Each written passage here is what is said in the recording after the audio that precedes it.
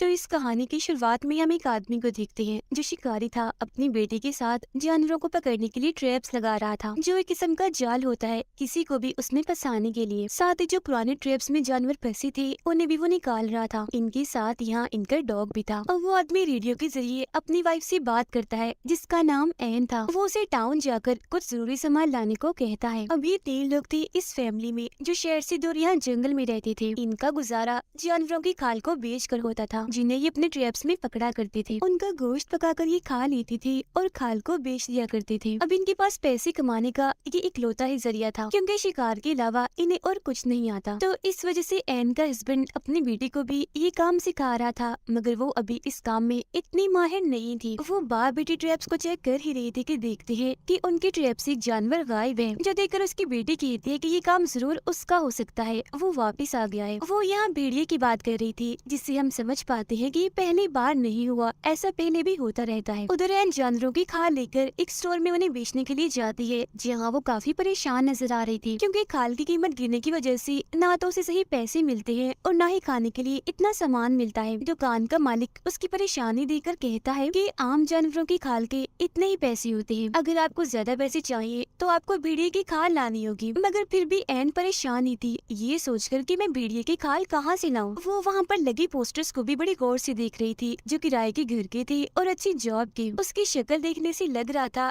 कि वो घर भी लेना चाहती है और अच्छी जॉब भी करना चाहती है, मगर किसी वजह से नहीं कर सकती। उसे शिकार करना भी नहीं पसंद। वो भी यही चाहती है कि हम जंगल की बजाय टाउन में रहे और मैं अपनी बेटी को अच्छे स्कूल में भेज सकूं। मगर क्योंकि उनके पास इतने पैसे नहीं थे इसीलिए वो घर वापिस आ जाती है। घर पर एन का हस्बैंड अपनी बेटी को खाल निकालना सिखा रहा था जबकि एन सबके लिए खाना बना रही थी। रात को खाने के वक्त भी सबका ही मूड खराब था क्योंकि पैसे ना होने की वजह से खाने को ठीक से कुछ था ही नहीं। और जब एन की बेटी ये बताती है कि हमारा शिकार किया जानवर भेड़िया ले गया तो ये सुनकर एन को अपने हस्बैंड पर काफी गुस्सा आने लगता है क्योंकि उसने एन को ये बात नहीं बताई थी। वो अपने हस्बैंड को कहती है कि इस भेड़िए का कुछ करे वरना हम भूखे मर जाएंगे। फिर अपनी बेटी को अंदर भेजकर एन दोबारा से अपने हस्बैंड से बहस करने लगती है। उसका हस्बैंड कहता है कि भेड़िए लड़कियों को शौक से खाना पसंद करते हैं, तो जरूर वो तो या किसी लड़की को देखकर या फिर किसी जानवर को देखकर आया होगा। मगर एन कहती है कि मेरे हिसाब से वो हम लोगों हमारी फैमिली की वजह से यहाँ आया है। उसे पता है यहाँ फंसा फसाया शिकार मिल जाएगा और मेहनत भी नहीं करनी पड़ेगी। आगे वो कहती है कि मैं पुलिस स्टेशन जाकर उसकी रिपोर्ट करना चाहती हूँ, मगर उसका हस्बैंड मना कर देता है ये कहती हुए कि नहीं तुम फिक्र मत करो, कल सुबह मैं खुद ही उसे पकड़ लूंगा। मगर ये सिर्फ इकलौती टेंशन नहीं थी। एन उसे वही एड का पोस्टर दिखाते हुए कहती है कि ऐसे कब तक गुजारा चलेगा। मैं ऐसा करती हूँ किसी अच्छी सी जगह पर जॉब करके पैसे कमा लेती हूँ, फिर हमारा अच्छा गुजारा हो जाएगा। मगर उसका हस्बैंड मना कर देता है ये कहते हुए कि शिकार के अलावा हम कुछ नहीं कर सकते और हमें आता भी कुछ नहीं है। इसके बाद ये दोनों बाहर आ जाते हैं जहाँ भी एन अपने हस्बैंड को समझाने लगती है कि देखो आप अपनी बेटी के लिए कुछ नहीं सोच रहे, ये जिंदगी आपने चुनी है, आपकी वजह से मैंने चुनी है, मगर हमारी बेटी को कोई चॉइस नहीं मिली जिसे वो चुनती। वो जो करना चाहती है उसे करने दीजिए। उसे इस वक्त पढ़ाई की टेंशन होनी चाहिए न कि जानवरों की भेड़िए की। और यहाँ जंगल में कौन इंसान रहते हैं, ये कोई समझदारी तो नहीं। मगर नाक समझाने के बाद भी उसके हस्बैंड को समझ नहीं आती। वो कहता है कि हम रहते हैं ना इधर, ऐसे ही हमारी आगे आने वाली नस्ल भी रहेगी, मतलब कुछ भी हो जाए उनका ये जंगल नहीं छूटेगा। फिर अगली सुबह जब वो भेड़िए के शिकार पर जा रहा था तो अपनी बेटी की जिद करने पर वो उसे भी साथ ले जाता है, जो बात एन को जरा भी पसंद नहीं आती, जिस वजह से वो अपने हस्बैंड से रेडियो के जरिए बात करती है। वो कहता है कि जैसे मुझे भेड़िए की होने का एहसास हुआ, शिकार की नौबत आई तो मैं इसे वापस भेज दूंगा। जो बहुत जल्द आ भी जाती है क्योंकि उसे भेड़िए के पैरों के निशान दिख गए थे। वो समझ गया था कि जरूर वो आस पास ही है, इसलिए सारी बात समझाकर वो अपनी बेटी को वापस भेज देता है। साथ ही ये भी कहता है कि खुद मैं रात तक आऊंगा, जिसके बाद उसकी बेटी वापस आने लगती है। हालांकि उसके डैड ने कहा था कि डरना नहीं, घबराना नहीं, मगर जंगल से इतनी खतरनाक आवाजें आ रही थी कि उसकी हालत खराब हो जाती है। उधर एन का भी यही हाल था। नदी से पानी लाते हुए जब वो वापस आ रही थी तो उसे ऐसा लग रहा था जैसे कोई मेरा पीछा कर रहा है, इसलिए वो भी घबराई हुई थी। और बिल्कुल ऐसा ही उसकी बेटी के साथ भी हो रहा था। जिसके बाद एन तो जैसे तैसे घर आ जाती है, मगर उसकी बेटी नहीं आ पाती। वो वहीं पर डर कर बैठ जाती है। एन के हस्बैंड को भी भेड़िया दिख जाता है, इसीलिए वो फौरन उस पर गोली चला देता है, मगर देखने से लग नहीं रहा था कि वो मर गया होगा। गोली की आवाज उसकी बेटी ने भी सुन ली थी, इसीलिए वो हिम्मत करके आगे बढ़ जाती है। गोली मारने के बाद जब एन का हस्बैंड वहाँ चेक करने आता है तो देखता है कि भेड़िया यहाँ नहीं है, जिसका मतलब था कि वो यहाँ से भाग गया। पर वहाँ एक चीज चीज देखकर उसकी हालत खराब हो जाती है और वो चीज थी एक लड़की का कटा हुआ हाथ जिसे वो भेड़िया खा रहा था। अब सड़क पार करके जंगल की दूसरी तरफ आकर वो आगे बढ़ने लगता है, जहाँ का नजारा देखकर तो एकदम वो दंग रह जाता है। काफी घबरा गया था क्योंकि वहाँ लड़कियों की कटी हुई लाशें थी जिन्हें बड़ी बेरहमी से काट कर एक गोल दायरे की तरह रखा गया था, जो जाहिर है भेड़िए का काम तो नहीं हो सकता। जिससे वो समझ जाता है कि जंगल में भेड़िए के अलावा एक कातिल भी घूम रहा है जो ये सब कर रहा है, यानी लड़कियों को ऐसे बेरहमी से मार रहा है। जो देखकर वो एकदम घबरा गया था कि अब मेरी फैमिली को भी खतरा है, क्योंकि दो औरतें तो उसके घर में भी मौजूद थी। भेड़िए को तो वो संभाल लेगा, मगर इस खतरनाक कातिल से निपटना आसान नहीं होगा। घर आकर वो चुपचाप बैठा इसी बारे में ही सोच रहा था। उसकी नींद और भूख तो जैसी उड़ चुकी थी। घर पर उसने कुछ भी नहीं बताया ताकि उसकी फैमिली डर न जाए, और अब वो खुद ही कुछ करेगा अपनी फैमिली की हिफाजत करने के लिए। अगले दिन जब इनकी आँख खुलती है तो उसका हस्बैंड गायब था, क्योंकि वो दोबारा उसी जगह पर पहुंच गया था जहां उसने लड़कियों की लाशें देखी थी। उसने दरअसल एन को बता दिया होता है कि भेड़िए को ढूंढने के लिए अगर मुझे पूरी रात भी रुकना पड़े तो मैं रुकूंगा, तो मेरी फिक्र मत करना। पर असल में ये भेड़िए को नहीं बल्कि ढूंढ रहा था कातिल को। एन और उसकी बेटी जब नदी किनारे थी तो उसकी बेटी देखती है कि यहाँ मेरा डॉग नहीं है, इसीलिए उसे ढूंढने चली जाती है।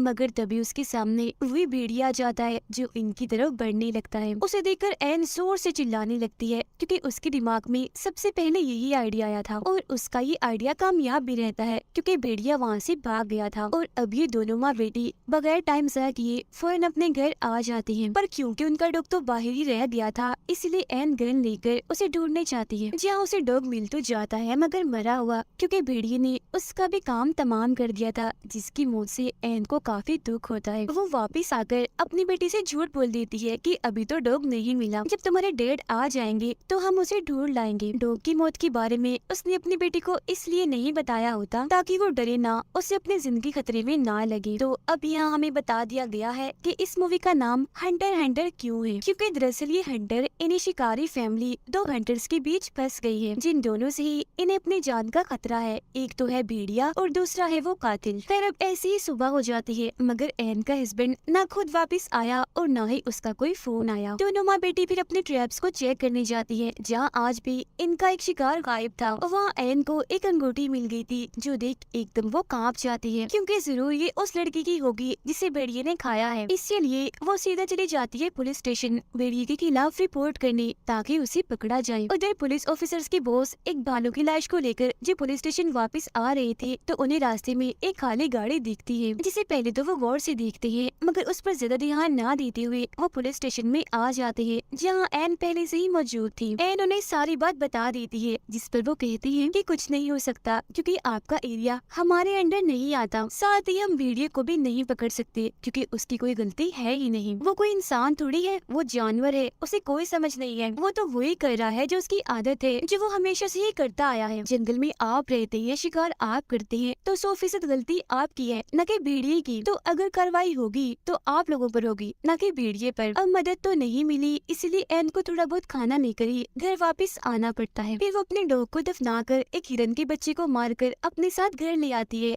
अभी था तो गलत ही, मगर खाने के लिए इन्हें कुछ तो करना ही था। उसके हस्बैंड का कुछ अता पता नहीं था। भेड़िया सिर पर सवार है, खाना खत्म हो रहा है, इसलिए अब जो भी करना था एन को करना था। एन फिर अपनी बेटी के साथ मिलकर हिरन की खाल को उतारती है, जिसके बाद ये दोनों उसे पकाकर खाने लगती हैं। जहाँ तभी अचानक रेडियो पर कुछ हलचल महसूस होती है। एन बोलती तो है, मगर आगे से साफ आवाज नहीं आती। फिर रात को जब ये दोनों माँ बेटी सो रही थी तो अचानक इनकी आँख खुल जाती है, क्योंकि जंगल से किसी के चिल्लाने की आवाज आ रही थी। जब ये चेक करने जाती है तो हम देखते हैं कि एन का हस्बैंड नहीं है, बल्कि ये कोई अनजान आदमी है जो काफी जख्मी था और मदद मांग रहा था। तब एन अपनी बेटी को वापस घर छोड़कर एक चीज पर उस आदमी को लिटाकर अपने घर ले आती है, क्योंकि भेड़िया उनके आसपास भी हो सकता है। चेक करने पर उस आदमी के पास एक रेडियो निकलता है, साथ ही उसकी टांग की हालत भी काफी खराब थी। अब ये रात भी ऐसी ही गुजर जाती है। अगली सुबह जब एन की बेटी उसके पास आती है तो अचानक उसकी आंख खुल जाने की वजह से वो काफी घबरा गई थी। फौरन अपनी मोम को बुला लेती है। उसकी मांगने पर एन उसे पानी पिलाती है और टांग के जख्म पर टांके भी लगा देती है। उसे देख एन की बेटी को अजीब अजीब लग रहा था, इसीलिए वो अपनी मॉम से कहती है कि डैड ने कहा था कि कभी भी किसी अनजान आदमी पर भरोसा मत करना। जो सुन एन कहती है, देखो उसकी हालत, वो कितना जख्मी है और अगर तुम्हारे डैड इधर होते तो वो भी इसकी मदद जरूर करते। उधर बोस दोबारा से जब पुलिस स्टेशन आ रहा था तो उसे वो गाड़ी फिर से वहीं खड़ी हुई दिखती है, जिससे वो समझ गया था कि पिछले 2 दिन से ये गाड़ी इधर ही खड़ी है। वो अपनी गाड़ी से उतरकर आसपास देखने लगता है, पर जब उसे कोई भी दिखाई नहीं देता तो उस गाड़ी का नंबर ही नोट कर लेता है। वो अनजान आदमी जागता है तो अपना नाम बताता है कि मेरा नाम लू है। एन उससे पूछती है कि इस जंगल में ज्यादा लोग नहीं आते तो तुम इधर क्या कर रहे थे, जिस पर लू बताता है कि ये तो मेरी खासियत है, असल में मैं इस जंगल की तस्वीरें लेने आया था, मगर रास्ते में ही मेरी गाड़ी खराब हो गई तो मैं पैदल ही जंगल में आगे बढ़ गया, जहाँ अचानक मुझ पर किसी ने हमला कर दिया, जो शायद भेड़िया हो सकता है क्योंकि मैंने उसे देखा नहीं, और वो गाड़ी जो इतने दिनों से खड़ी है वो मेरी ही है। अब उसकी हालत इतनी खराब थी कि उसे हॉस्पिटल ले जाने की जरूरत थी, मगर भेड़िए की होते ये नहीं जा सकती क्योंकि अगर भेड़िया वहाँ हुआ तो ये भाग नहीं पाएंगे। खैर फिर भी एन अपनी बेटी की मदद से उसे गाड़ी तक ले जाने की कोशिश करती है, मगर रास्ते में लोग दर्द से चिल्लाने लगता है, इसीलिए उन्हें दोबारा से घर वापस आना पड़ता है। दोनों माँ बेटी ने अब जहर लगी गोश्त के टुकड़े वहाँ फेंक दिए थी, साथ ही ट्रैप लगाकर वहाँ आग भी जला दी थी ताकि लोग उस भेड़िए से बच सके। उधर बोस गहरी सोच में पड़ा हुआ था क्योंकि पिछले काफी वक्त से लगातार लोग गायब हो रहे हैं, खास तौर पर लड़कियां, जो सिलसिला अभी भी जारी है। अब हालांकि उसकी ड्यूटी खत्म होने में सिर्फ 1 ही घंटा रह गया था, मगर फिर भी वो उस गाड़ी को चेक करने जाता है, जो उसकी सबसे बड़ी गलती थी। वो निशानों का पीछे करती आगे बढ़ ही रहा था कि तभी उसका पैर एक ट्रैप में फंस जाता है। वो उसे छुड़ाने के लिए जैसे थोड़ा हिलता है तो हाथ भी फंस गया था, जिससे जाहिर है ये अब यहाँ फंस चुका है, कहीं भी नहीं जा सकता। और ये ट्रैप जरूर एन के हस्बैंड ने लगाए होंगे कातिल को पकड़ने के लिए, मगर ये बेचारा इसमें फंस गया। उधर गन लेकर एन पूरी तरह चौकन्ना खड़ी थी, मगर पूरी रात बीत जाने के बाद भी ना तो उसका हस्बैंड वापस आया और ना ही भेड़िया। पुलिस स्टेशन में जब एक ऑफिसर आती है तो वो उसकी वाइफ का वॉइस मैसेज सुनती है, जिसमें वो कह रही थी कि बोस कल रात घर वापस नहीं आए। अब ये ऑफिसर रेडियो के जरिए उनसे बात करने की कोशिश करती है, मगर वो कोई जवाब नहीं देती, इसलिए अब वो भी उस जगह के लिए निकल जाती है। उधर एन को भी अपने हस्बैंड की फिक्र होने लगी थी, इसीलिए वो नक्शा लेकर अपने हस्बैंड को ढूंढने के लिए निकल जाती है। उसे एक ट्रैप में खरगोश फंसा मिलता है, जिसे ना चाहते हुए भी इसे मारना ही पड़ता है। ऐसा करके वो काफी दुखी हो गई थी क्योंकि ये इसका काम नहीं था। अब तभी रेडियो में हलचल होने लगती है, इसीलिए वो दोबारा से आगे बढ़ने लगती है, जहाँ जाकर तो उसके होश ही उड़ जाते हैं क्योंकि वहाँ पड़ी थी उसके हस्बैंड की लाश। उसे ऐसी मरा हुआ देखकर वो काफी टूट जाती है और फूट फूट कर रोने लगती है, और अब जाकर उसे सारी बात समझ आती है। उसके हस्बैंड को भेड़िए ने नहीं बल्कि मारा है लू ने, क्योंकि वही वो कातिल है जिसने बाकी लड़कियों को भी मारा था। एन के हस्बैंड ने उसे पकड़ लिया था, मगर लू उसे मारकर भाग गया, पर फिर भी उसके हस्बैंड ने लू को काफी जख्मी कर दिया था, मगर एन ने दोबारा उसे अपने घर में लाकर उसकी जान बचा ली। अब ये चीज एन के लिए किसी सदमे से कम नहीं थी, क्योंकि वो उस आदमी की सेवा कर रही थी जो उसके हस्बैंड का कातिल है, जिस बात से अब तक वो अनजान थी। अब ये एहसास होते ही वो गन लेकर जल्दी से घर की तरफ निकल पड़ती है, क्योंकि इसने एक और गलती कर दी थी, ये अपनी बेटी को लू के साथ अकेली छोड़ आई। उधर ऑफिसर भी उस जगह आकर वो उसको ढूंढने लगती है। वो उसको जब ऐसा महसूस होता है कि कोई यहाँ पर है तो वो अपने गन से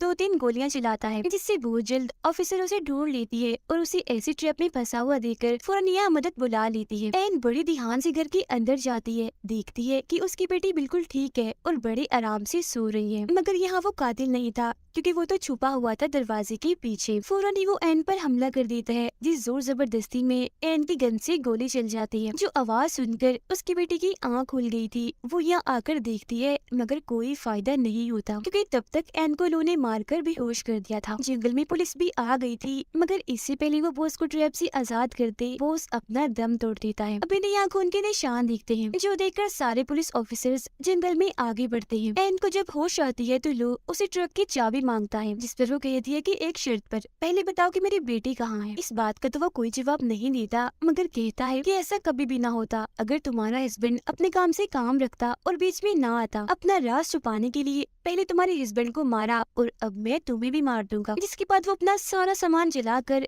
एन के पास आकर उससे बदतमीजी करने लगता है, मगर एन मौका देकर एक ट्रैप में उसका मुंह फंसा देती है और बाद में खुद को आजाद करके एक चीज से उस पर हमला करके उसे बेहोश कर देती है। अब अगले कमरे में जाकर एन वहाँ देखकर फूट फूट कर रोने लगती है, क्योंकि वहाँ उसकी बेटी की लाश पड़ी थी जो हमें दिखाई नहीं जाती, जिसका मतलब था कि उस पागल कातिल ने जो इंसान के रूप में जानवर बना हुआ था, उसने उसकी बेटी को भी नहीं छोड़ा। इसीलिए इसीलिए वो ठान लेती है कि मैं भी उसे नहीं छोड़ूंगी, अपने हस्बैंड और बेटी का बदला उससे लेकर रहूंगी। वो फिर लो को रस्सी से लटका कर उसके हेडफोन लगा कर गाने सुनने लगती है, जो करने के बाद वो लो की भी खाल उतारने लगती है, बिल्कुल किसी जानवर की तरह, क्योंकि वो भी तो किसी जानवर से कम नहीं था। कुछ ही देर में वो उसके पूरे ही जिस्म की खाल उतार देती है और आखिर में चेहरे की भी, जिससे उसका बहुत सारा खून बहने लगता है।